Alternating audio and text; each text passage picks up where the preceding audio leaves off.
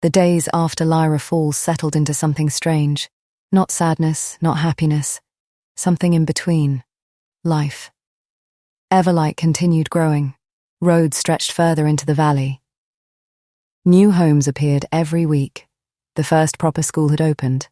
The second reservoir project was nearing completion. More settlers arrived from Unity almost daily. Families, tradesmen, scientists, farmers, dreamers. People looking for something new, people looking for something better. And somehow, against all odds, Aurora had become the person they looked toward. Sometimes that still felt ridiculous, especially when she caught herself asking what Pines would do.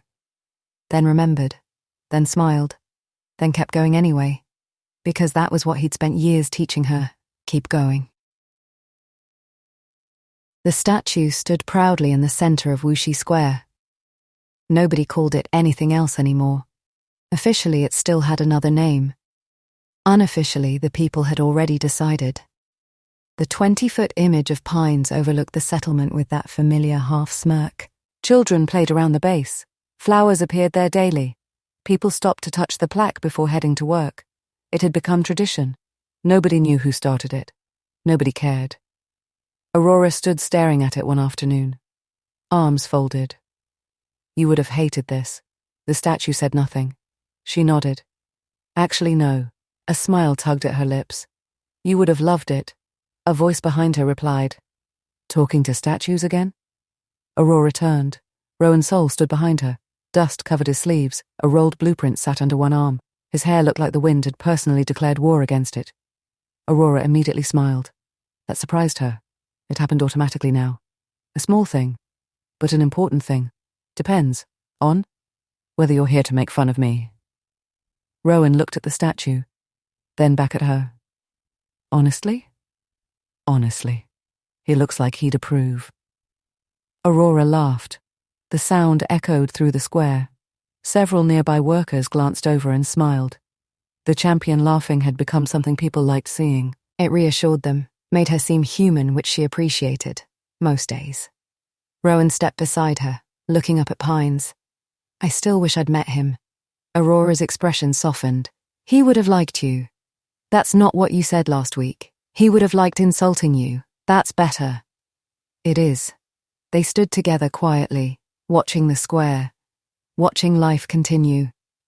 Eventually, Rowan cleared his throat. Aurora immediately narrowed her eyes. What? What? That was a nervous throat clear. No, it wasn't. It absolutely was. He sighed. Fine. Aurora folded her arms, waiting. Rowan looked briefly embarrassed, then looked at her. Would you like to have dinner with me? The question hung there. Simple, honest, no performance, no grand speech, no pressure. Just a question. Aurora felt the old fear flicker. Not strong anymore, just present. A shadow, a memory. Kale, the games, the betrayal, the hurt.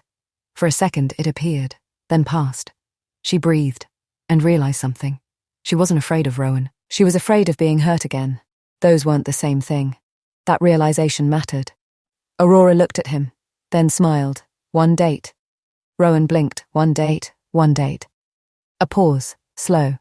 His expression softened immediately. As slow as you want. Aurora nodded. No surprises, no flying. I still don't own flying boots. Good. They both laughed. And for the first time since Kale, Aurora felt something she hadn't expected. Excitement, small, careful, fragile, but real. The date wasn't fancy, that was why it worked. They ate at a small settlement restaurant overlooking the Northern Valley.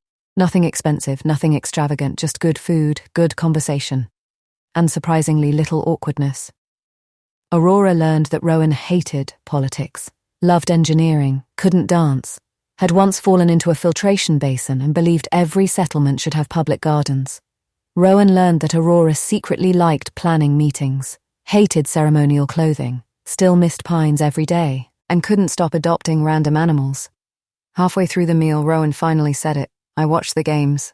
Aurora looked up. The atmosphere shifted slightly. Not badly. Just honestly. Rowan continued. I saw what happened. Aurora stared at her drink. The old memory stirring.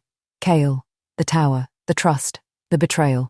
Rowan's voice remained calm. I understand if you're cautious. Aurora looked at him. No jealousy, no resentment, no expectation, just understanding. That almost hurt more. I don't know how to do this. The admission escaped before she could stop it. Rowan smiled softly. I don't either. That got a laugh. He continued, we can figure it out. A pause. Slowly. Aurora nodded. Slowly. That sounded nice. The evening ended pleasantly. No dramatic kiss, no declarations, no pressure. Just a warm goodbye. And the promise of another dinner eventually. Aurora walked home smiling. Actually smiling. The first proper smile she'd had in weeks. Then she opened the door, and it vanished instantly. The communication screen was active. Mira stood frozen. Plum stood beside her. Ellie had her arms folded. Aurora immediately recognized the faces. Her expression hardened. Oh, for the love of... The smile disappeared entirely, not these two again. The figures on the screen looked exactly the same. Cold, entitled, arrogant. House Valacrest. Mira's biological parents. The same pair Aurora had already verbally dismantled after the eclipse. The same people she'd essentially told, House Reach accepts Mira, now kindly leave. Apparently they hadn't listened. The father noticed Aurora. His expression darkened. Champion Reach. Aurora walked into the room, not even pretending to be polite. What do you want? The mother's jaw tightened. We're speaking to our daughter. Aurora laughed. Actually laughed. Short, humorless, dangerous. No. Silence. The father frowned. No? Aurora stepped beside Mira, taking her hand. You're speaking to Mira Reach. The correction landed like a hammer. Mira immediately looked down. Tears forming. The mother sneered. She'll always be Valacrest. Aurora's expression turned icy. No. The single word shut the room down. She was born Valacrest. A pause. She's Reach. Another pause. There's a difference. The father straightened. You have no right. Aurora cut him off. I have every right. The father stopped. Aurora stepped closer to the screen. You're lucky I even answered. Silence. The mother folded her arms. Our house requires assistance. Plum muttered, there it is. Ellie nodded. Aurora wasn't surprised, not even slightly. People like this never changed, they just became desperate. The father continued. Our standing has weakened, the mother snapped. Because of her. Mira visibly flinched. Aurora's eyes narrowed. Dangerously. You get one warning. The mother ignored it. Since her betrayal. Aurora interrupted. Adoption. The mother glared. Aurora continued. It was called adoption. The father inhaled sharply. Our house is collapsing. Aurora shrugged. Sounds unfortunate. The mother looked offended. Good. The father continued. Military families are leaving, noble houses have withdrawn support, entire bloodlines have defected. The mother added bitterly. Former Valcrest contestants now leave the games, joining other houses. Aurora listened, not because she cared about them, because she cared about who suffered beneath them. The father swallowed. House Valacrest faces invasion. The room quieted. That got everyone's attention. The father continued. A rival house on our world has mobilized. 72 hours. The mother looked furious even saying it. If we cannot present a force capable of resistance, they will march on our capital. Aurora stared. Mira stared. Nobody spoke. The father continued. You will request assistance from Reach. Aurora blinked. Then laughed. Then laughed harder. Plum started laughing too. Even Ellie looked close. The father looked insulted. Aurora finally recovered. Oh. She wiped her eye. You're serious. The mother leaned forward. She owes us.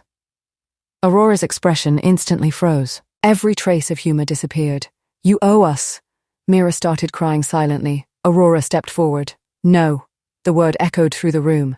The father frowned. Aurora continued. No. Another step. You do not get to use that word. The room remained silent. Aurora's voice lowered. That made it worse. You owe her. The father stiffened. You owe her years. A pause. You owe her safety. Another. You owe her love. Another. You owe her a life you never gave her. The mother looked furious. Aurora didn't stop. And somehow after all that. She shook her head. Don't you still think she owes you? Mira broke. The tears started falling. Plum immediately hugged her. Ellie moved closer. Aurora remained standing between them and the screen. A wall. A shield. A sister. The father finally snapped. We gave her life. Aurora immediately fired back. Kenny and Celine gave her a family. Silence. Absolute silence. The mother looked ready to explode. Aurora leaned closer. You lost. The father blinked. What? You lost her. The room remained frozen. Aurora pointed toward Mira. Not because Reach stole her. A pause. You lost her because of you. The words hit hard. The father looked genuinely wounded. Good. Aurora wasn't finished. You had a daughter. A pause. You threw her away. Another. Now Reach has one. The room went dead quiet. Even Mira stopped crying. The father looked away first. Aurora noticed. The mother didn't. Her pride wouldn't allow it. The woman spoke through clenched teeth. There are innocent people who will die. Aurora finally softened slightly. Not toward them, toward the truth. Because Mira immediately whispered, "She's right." The room shifted. Aurora looked at Mira. Mira's eyes were red, broken, conflicted. "I hate them." The words escaped in a whisper. Aurora squeezed her hand. "I know," Mira continued, "but there are children there." And there it was. The reason Mira belonged in Reach. Because even now, even after everything, she still cared. Aurora closed her eyes briefly, then nodded. "We need advice." Plum immediately agreed. "Kenny?" Ellie nodded. "Celine." Mira looked up, hope and fear mixing together. Aurora smiled softly. "We call Mum and Dad." That broke Mira. The tears returned. Not painful this time. Healing. Because somebody had finally chosen her. Again. Aurora activated the private Reach channel. The screen flickered. Connecting. Prime Reach. The royal line. 1 ring. 2. 3. The screen brightened. And then Kenny and Celine answered.